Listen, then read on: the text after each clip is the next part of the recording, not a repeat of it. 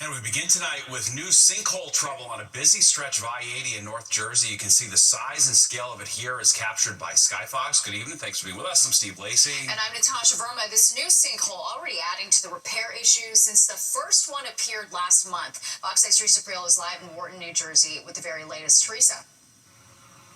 Yeah, stop me if you've heard this one before. Guys, wasn't it just a few weeks ago that I was standing here, almost in this exact same spot, showing you the same scene behind me, talking about a sinkhole on 80?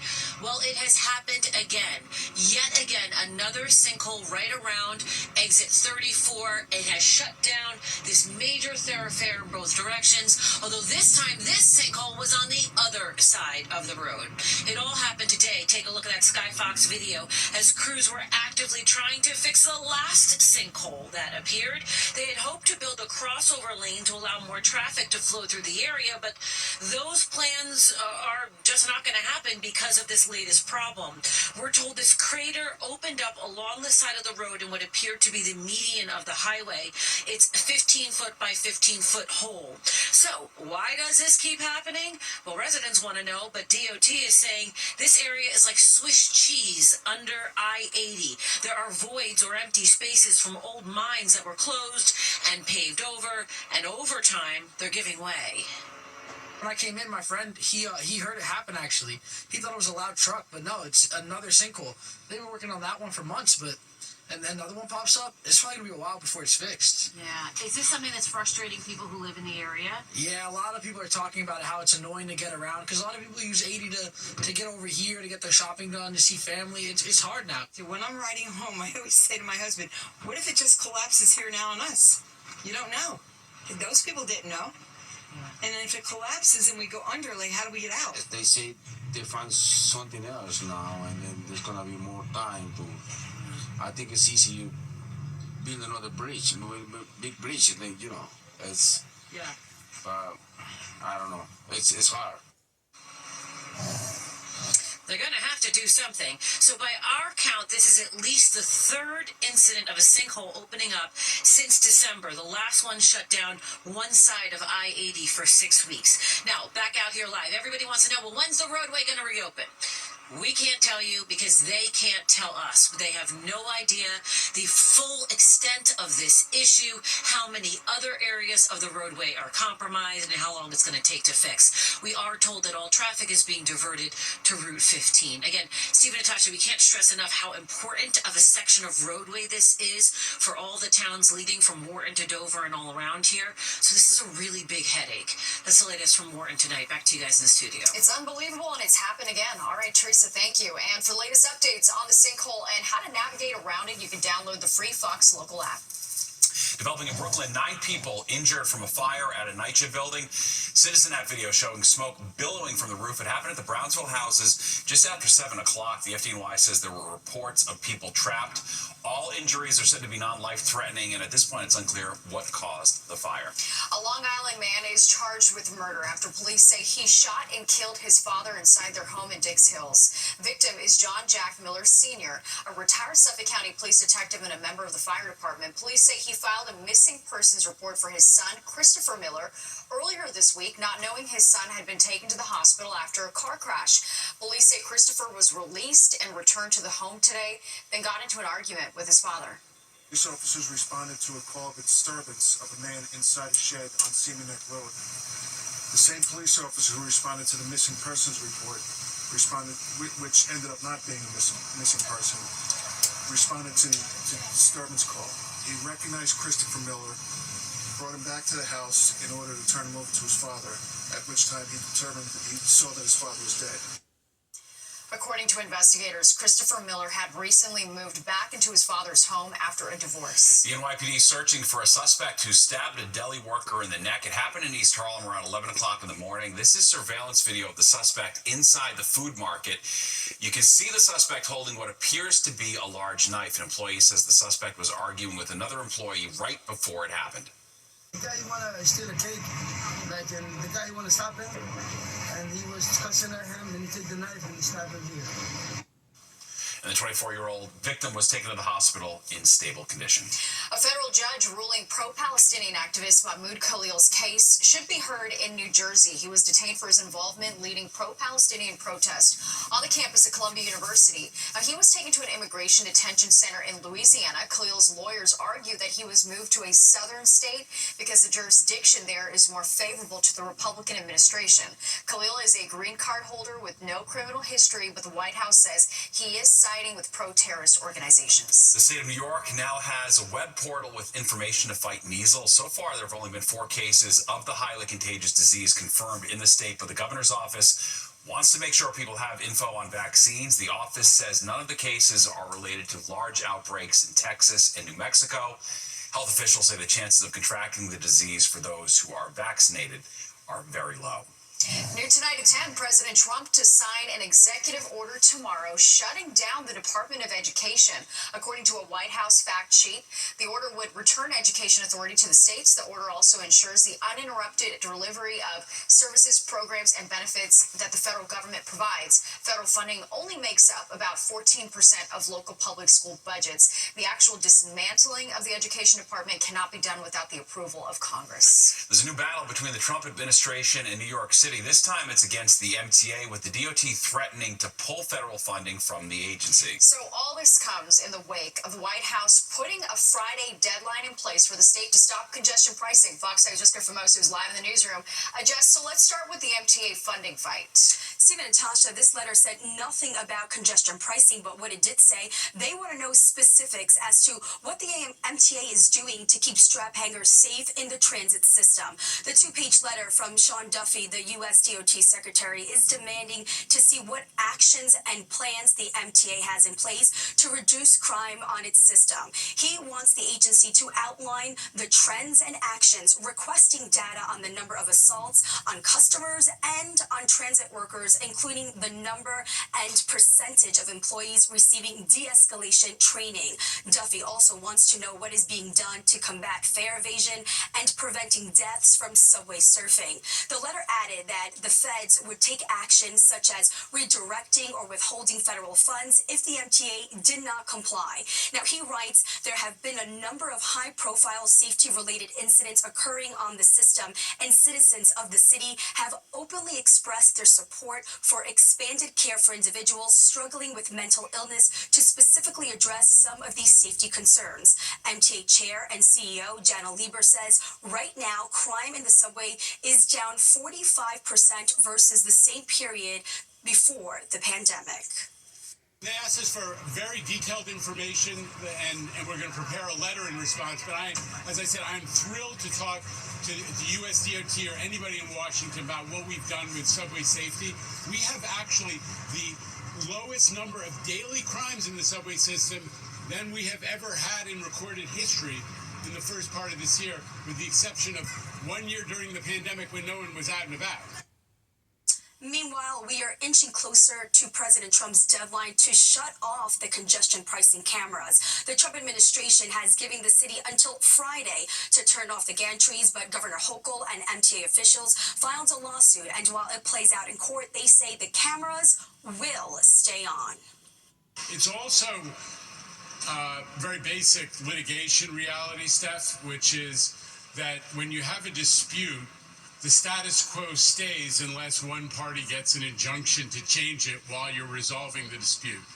And the federal government hasn't answered our initial complaint, the application to the judge. They have some more time to answer, and they haven't moved for an injunction. Now back to that 2-page letter. Duffy wants the information by the end of the month. Stephen, Natasha. Very well. All right, thanks. Well, switching gears now, let's talk about the weather as we take a live look outside, and we're just hours away from the first official day of spring. All right, Audrey's going to have the spring weather outlook a little later on. First, the mix here to talk about tomorrow. Not amazing, but that's sort of par for the course, right? Exactly. We're going to cool it down a little bit tomorrow. Spring, by the way, as you're pointing out, arrives tomorrow at 5:01 in the morning. So that'll be something to look forward to at that point. In the meantime, what do we have here? We have 70-degree temperatures that happened today. We were hoping that was going to happen. Of course, that's over the the inland areas where we didn't have the effect of the ocean. We kept temperatures in the 50s there at Belmar and over east Long Island too. Low 60s around town, high 60s up there in the Hudson Valley. We've cooled off a little now, 49 in the city, but it is still 56 Poughkeepsie, 57 at Scranton. Back to the mid-40s Belmar to Islip because we have that wind off the ocean. That's going to do a couple of things. Keep it cooler tonight and tomorrow. It's also going to bring us some low-level moisture, and so we're going to see some areas of drizzle and a little bit of fog overnight with low clouds coming in.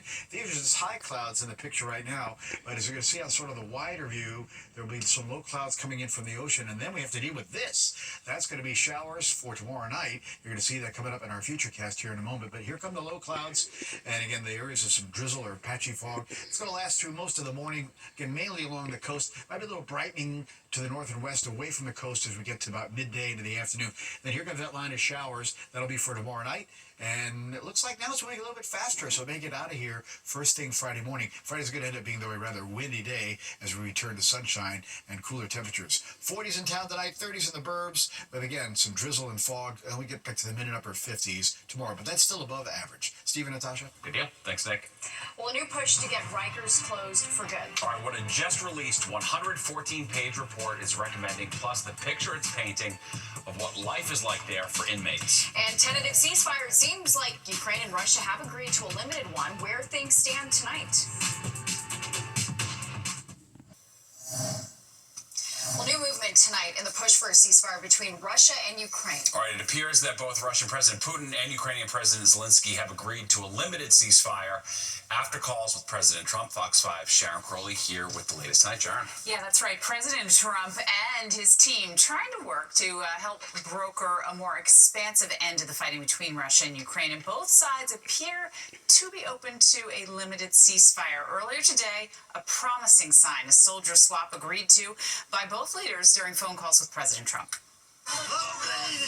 A short moment of celebration in what's otherwise been a devastating 3 long years of war after Russia invaded Ukraine. Russia and Ukraine each returning 175 soldiers to their home countries. We are home, happy in our native Ukraine, on our land. President Trump and his team are trying to mediate an end to the war. The president had phone calls with Putin and Zelensky this week. Both leaders agreed to stop the attacks on energy infrastructure. We have never been this close to peace, and it's only because of President Trump that we are here. Despite the Trump administration's optimism, Putin still has demands before he'd agree to expand the ceasefire. He's implied that all foreign military aid to Ukraine must stop. Zelensky has his own red line. He wants more air defense support. However, he is in favor of an unconditional ceasefire. The U.S. National Security Advisor says it's getting the details of a ceasefire worked out that's complicated. Our negotiators are going from one side to the other, and we are driving both sides closer and closer. Well, Ukrainian President Zelensky remains wary that Putin won't stick to any deal negotiated. However, these talks are moving forward. The White House says technical experts from the U.S., Ukraine, and Russia will gather in Saudi Arabia in the coming days and discuss implementing this partial ceasefire. All right, Sharon. Thank you. And in the Middle East, Israeli troops have retaken part of a corridor in northern Gaza after launching a limited ground operation. Israel's defense minister warning that attacks will intensify until Hamas frees dozens of hostages and gives up control of the territory. Palestinians will start getting evacuated again soon. Israel had previously withdrawn from the area as part of a ceasefire that started in January. Some encouraging news out of Rome, where Pope Francis's condition continues to improve. The Vatican says the pontiff has not needed to use the mechanical ventilation mask to help him breathe, signaling further progress in his recovery from double pneumonia. And in a medical bulletin, the Vatican says Pope Francis is also reducing his reliance on high-flow supplemental oxygen during the day. The Holy See Press Office says Pope Francis's pneumonia infection is not completely eliminated, but is under control. Well, a 49-year-old homeless man has been charged with a number of hate crimes. Police releasing this surveillance video showing the suspect vandalizing a Buddhist temple in Chinatown early Tuesday morning. It's one of 4 different temples that he's accused of vandalizing across Chinatown and Lower Manhattan that same day. Officials at this temple on Pike Street describe what happened. Fire extinguisher pretty much started smashing at the one statue, breaking off the fingers here. He later walked